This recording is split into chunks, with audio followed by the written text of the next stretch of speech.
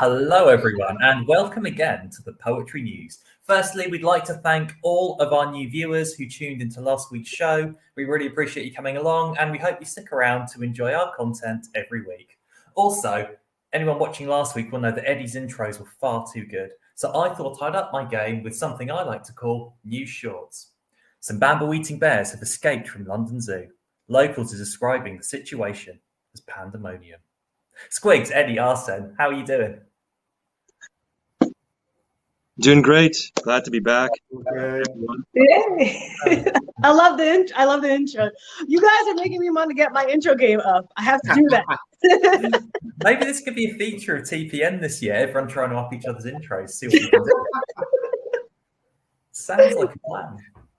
Fantastic. So we have loads coming up on the show this week.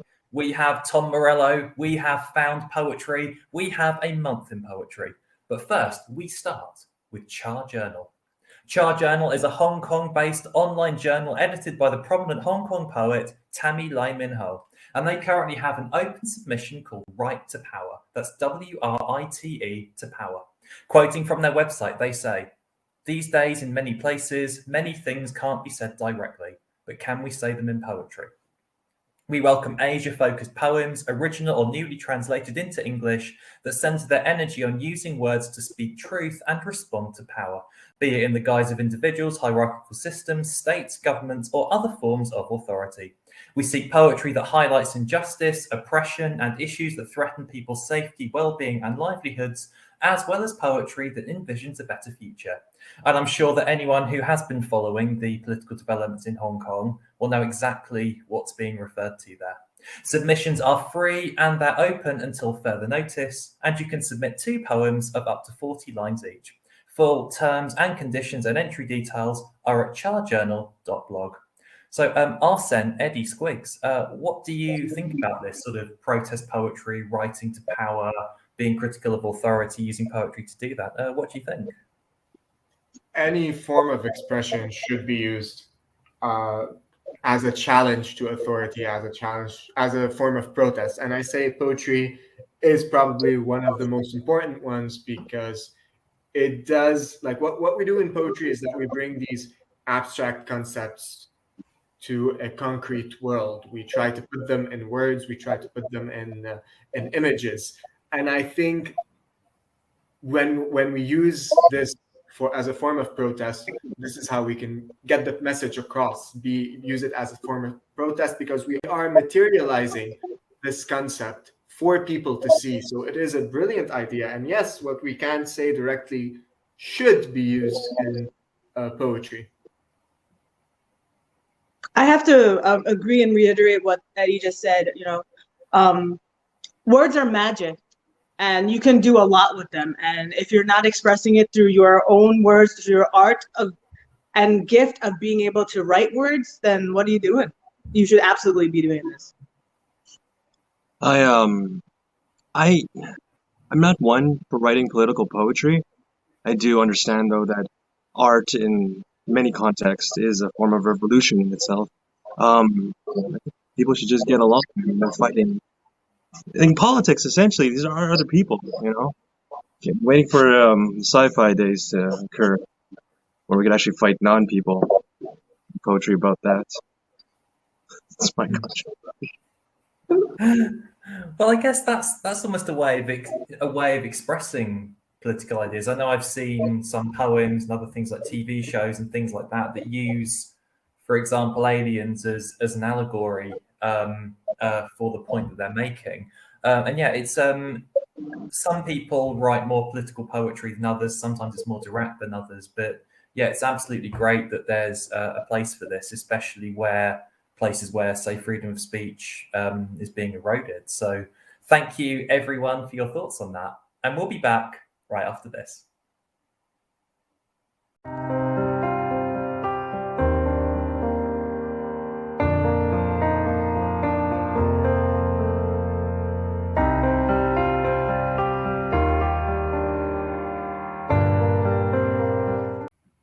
Welcome back, everyone. I'm Eddie, and when Descartes said, "Doubt everything," my self-esteem felt seen.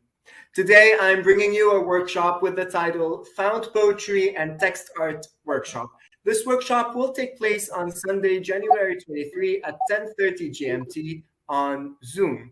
In this workshop, you will work with old books, magazines, and collage papers to create your own pieces of text art. Found poetry is a beautifully intuitive art form that lets chance and artistry guide you to find the poetry within. The event organizers ask you to have the following material to take part: some larger paper, a selection of collage papers, like some wrapping papers or recycled papers, old books that you don't mind cutting up, some magazines and newspapers, a pencil and a black marker, and of course, some glue and scissors. As I mentioned before, this workshop will take place on Sunday, January 23 at 10:30 GMT on Zoom. And you can check more about this, and you can have more information about this workshop in the links to this video. So, fellow heralds, what do you think of found poetry and its artistry, and would you be interested in attending such a workshop? Oh, I have no doubt that I would attend that one. I really thought that was really creative. I really think that's creative. I don't do, like, I mean, I'm always writing things down in my journal, and I'm always looking at words in books and being like, oh, this could inspire a poem. But like, to actually take pieces of art or pieces of text and make them into a poem, that's pretty damn cool. I would definitely attend, and I would definitely hang that up on my wall afterwards too. You know who I think should attend these? This, especially this kind of workshop. These okay, forgive me for maybe I was setting bounds, but okay, art, poetry, everyone gets it. It's not something that takes a essay to explain. Everyone gets it, and so why not get these perhaps these political parties who are at opposite ends of the table to share the table and make collages together. Whatever, discord, whatever political upheaval. There's time for that. Just like 5 minutes, 10 minutes, 15 minutes a day. Let's get them at the table. Just like, okay, we'll make a poem or something. That's what I think we should attend this workshop. Sure, you're right. This sounds like a lot of fun. I love found poetry. I'm not so great at making it. When it works, but most of the time it doesn't. But I think, absolutely, this sounds very much something like a group of people could do together. It exactly like you say, Squigs. And I think when you were talking about that workshop, Eddie, I was almost thinking back to things that I'd be doing at school where you'd be making collages. And I remember having this scrapbook as a kid where I'd be cutting things out of catalogs and magazines and things like that. And just, I've no idea where they are, and they were probably rubbish, but just the idea and the action of doing it and the interest in that. And it's amazing what you can find and what you can make. And when you've got all these different fonts and colors and sizes, and it's maybe a little bit messy when it's on the page and stuff, and you never know what you're going to come up with. And this sounds great. Exactly. And like, it's such an amazing thing, like, to have these, like you said, to have these scraps and have all of these pieces put together. And the thing about when writing poetry, you do take these images from one place to another. But with found poetry or with collages, you actually show where they're from. Like it's raw. Found poetry is raw, and I like that. All right, we will be back with Arsene, but first we're gonna have this break.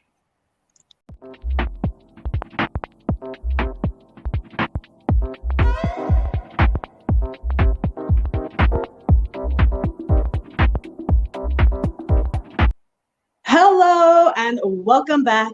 It is I again, Arsene, here for you with another open mic. It's forecast is saying another open mic. Yep. That's what we're doing. So this one's really cool in my opinion, because this one's really personal. And what I mean by that is every story has a history, right? And every person is a story. Therefore, every person has a history. And therefore, there is a month of poetry dedicated to you. That is the name of this event, a month of poetry where you get to share your culture, experiences, memories, values, stories, all of it. And all of it is done through poetry. Yes, ma'am. Yes, sir. Isn't that exciting? So a month of poetry is actually a little space. It's dedicated for poets of all kinds to share their work, engage with other poets, grow and cultivate personal and community transformation. And hey, who doesn't want to make poetic friends, right? So here's the breakdown. It is for the entire month of January. January, unfortunately, has already passed.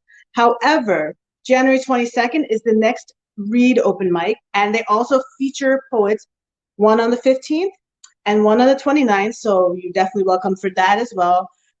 Everyone of all kinds, all cultures, all species is welcome. So I thought that was a very, very, very cool event.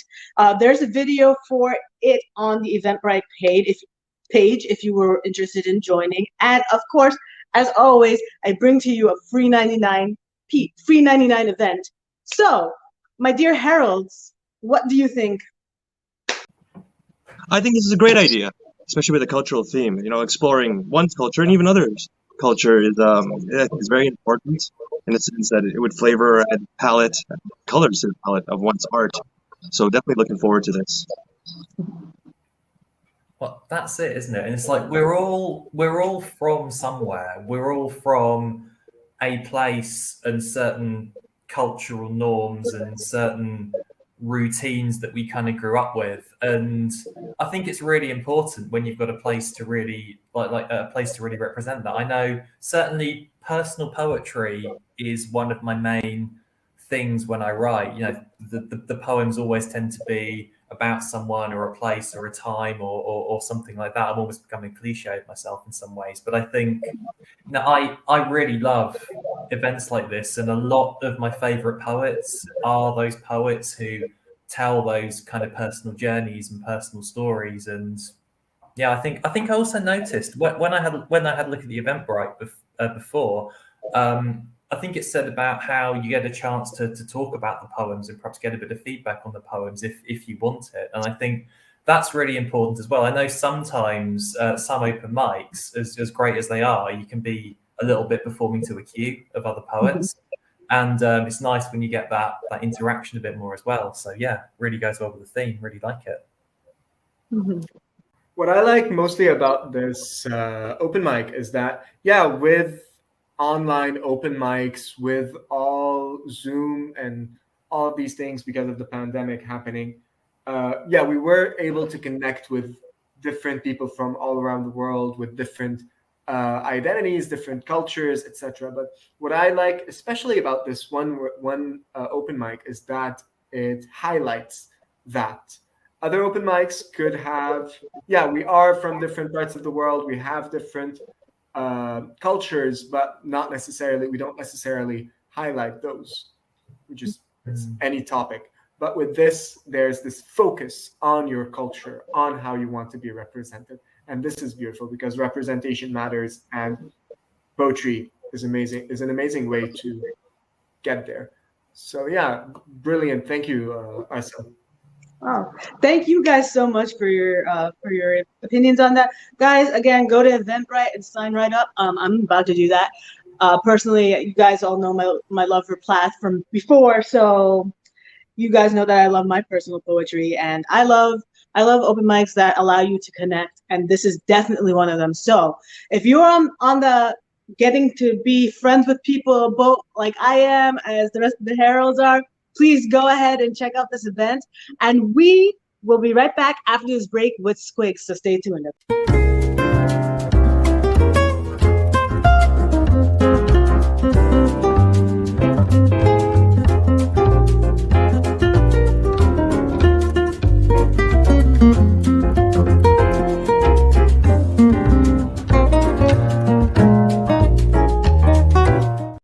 Good day, good evening, good morning, wherever you are in the world. I am Squigs, reporting for the Poetry News.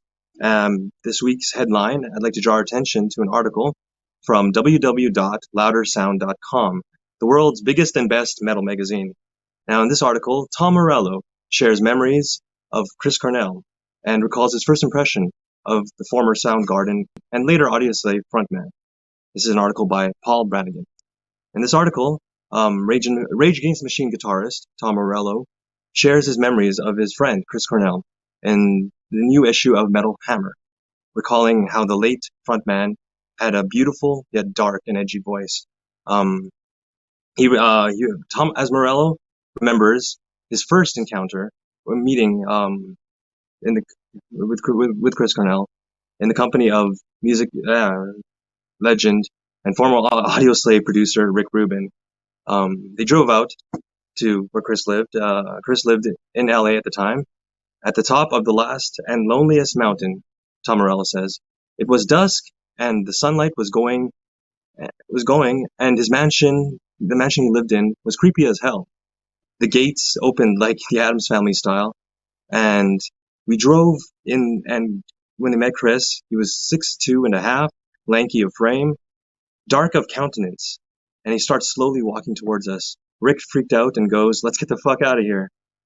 We stayed and met the most loving and generous person, and we're in a band for the next 6 years. Now, following the dissolution in 2007, Audioslave reunited briefly in 2017, performing at Prophets of Rage anti-inaugural ball on January 20th of that year. Chris Cornell's death was later on in May 2017, and ruled out. Of course, this would rule out any further collaborations with musicians. So for more on this, please pick up the new issue of Metal Hammer, which is out now, and the issue features other news such as new stars, such as Spiritbox, Loathe, and Sleep Token, and interviews with Avenged Sevenfold, Max Calibra, and more. So that's my news for this week.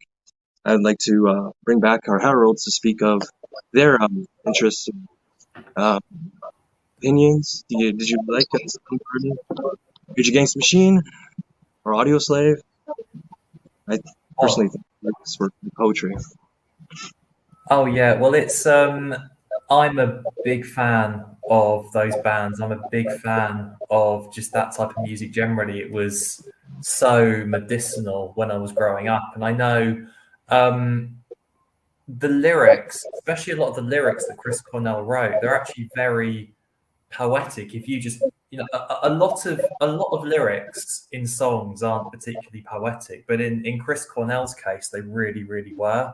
And that combined with just the way he sung them, he had this bellowing technique to his voice. And if you listen, especially, obviously voices change and deepen as they get older and things like that. But if you listen to some Soundgarden songs like Jesus Christ Pose and Super Unknown and The Day I Tried to Live and kind of later kind of Audioslave stuff as well that I don't know as well, just the poeticness in the lyrics combined just with the delivery is just amazing. And it's like, where does poetry become music? Are all song lyrics a form of poetry? Where does one become the other? And I was very sad when Chris Cornell died. He was one of those, everybody has somebody that they wanted to see but never did.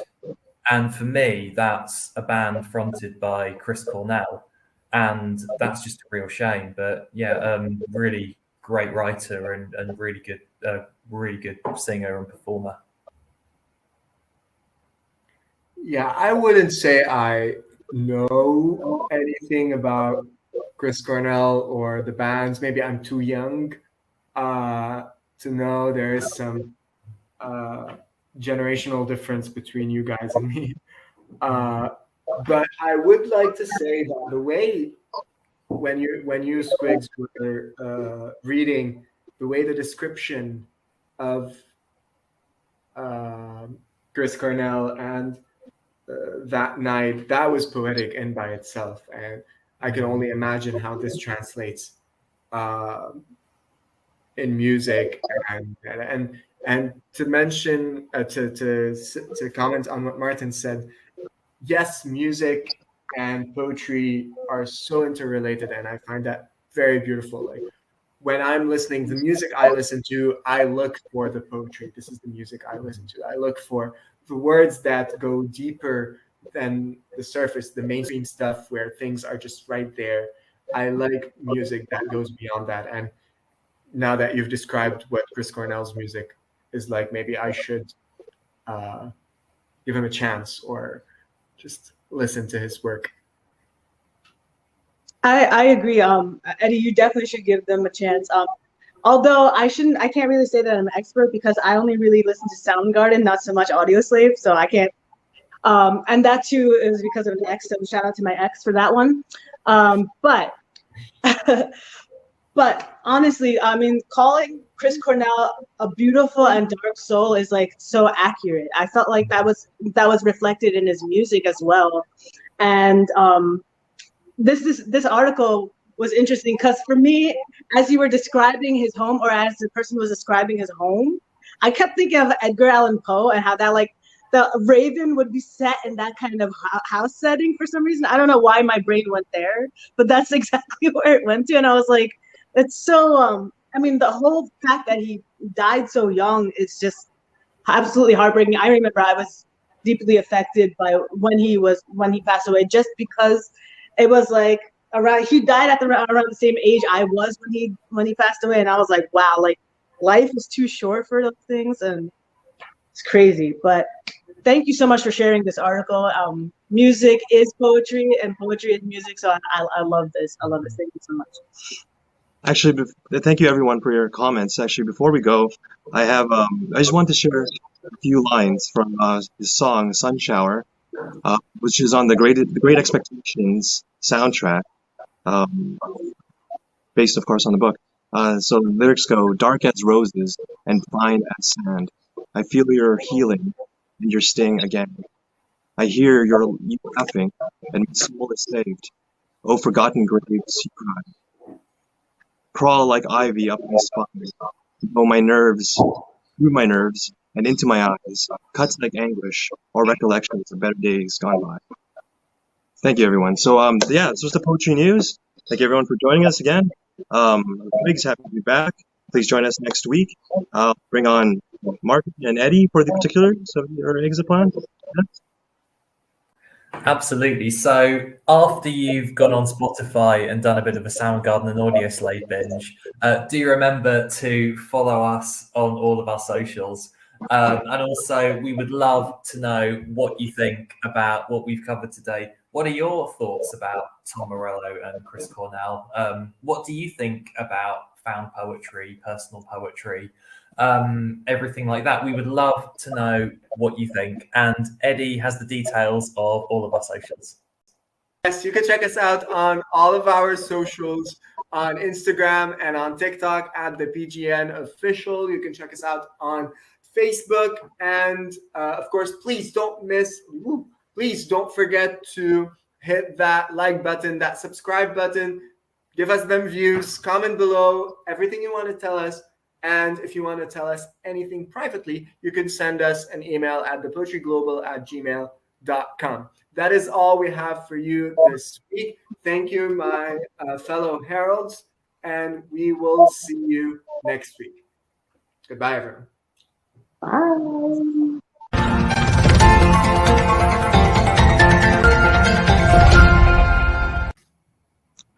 Yes, you can check us out on. I hated that.